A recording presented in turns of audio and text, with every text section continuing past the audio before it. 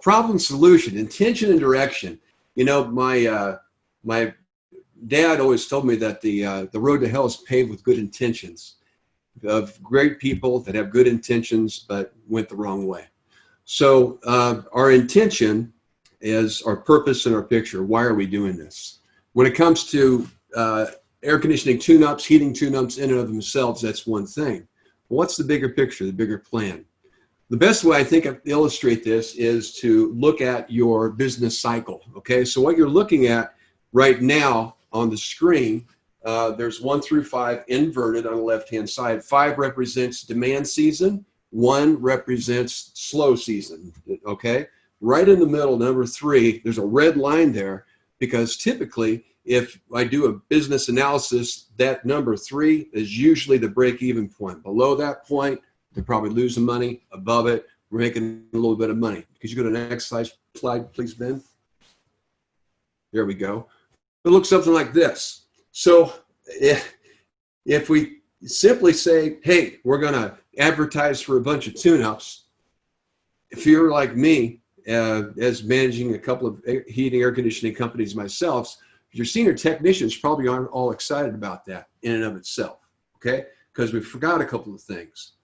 We need to be able to influence the thoughts of our team, our internal customers, and everybody about the value of all of these components. And maintenance, these tune-ups, open tune-ups are a vital part of that. Let's go ahead and go to the next screen, Ben.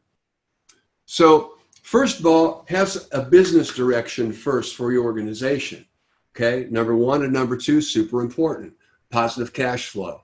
If you're not sure where yours are, call me. I can help you with that, no charge. It's a 1-hour consultation.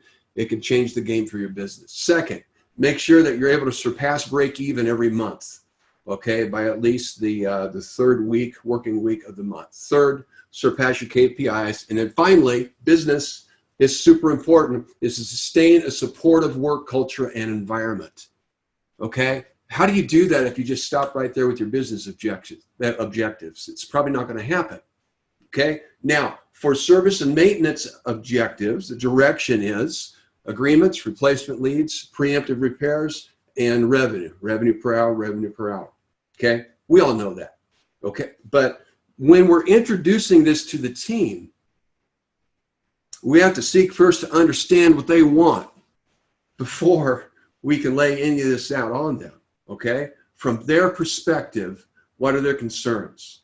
So there's 4 P's. Write these down because this will help you. Purpose is number 1. What's the purpose of this thing that we're going to start doing? What's the purpose? Write that down. Number 2, what's it going to look like when we finish this? This time next year, what's going to be so different about this company and putting me through the pain of doing all of this year? 3, what's the plan? How are we going to do this? How are we going to execute on this? And finally, what's my role to play? What do you expect of me? Purpose, picture, plan, and part to play. Those 4 elements with your team can inspire them to do things that normally wouldn't do. Let's go to the next one, Ben. So let's talk about the dynamics of this, right? So a sales curve like this is true for Indiana, where I'm from.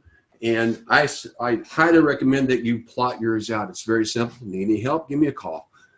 Okay, so these are upswings, upswing months. Upswing months are the months, supply and demand, when it's pretty easy to get tune-ups.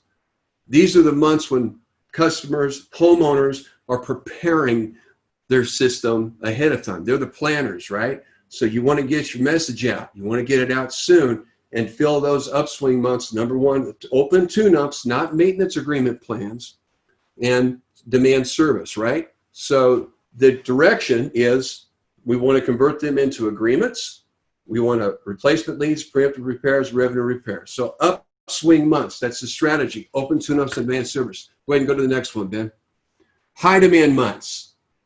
Absolutely no planned service maintenance tune-ups during this month.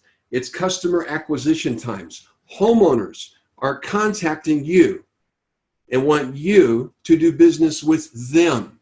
So free up as many technicians as you can to engage those customers and invite them in as customers.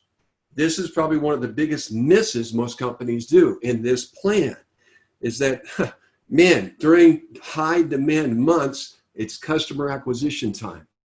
Okay, so tune the team up. The team needs to understand what mode you're in right now and the objective, okay? Purpose, picture, plan, part to play. Next slide, please, Ben.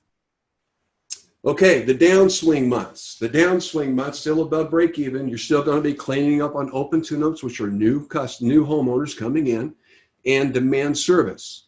Okay, so we want to stick with that.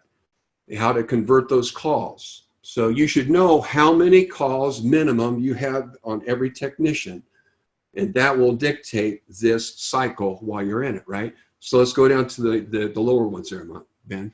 Now this is where we should have enough maintenance agreement tune-ups with these new homeowners that we've converted to agreements during this other 3 cycles.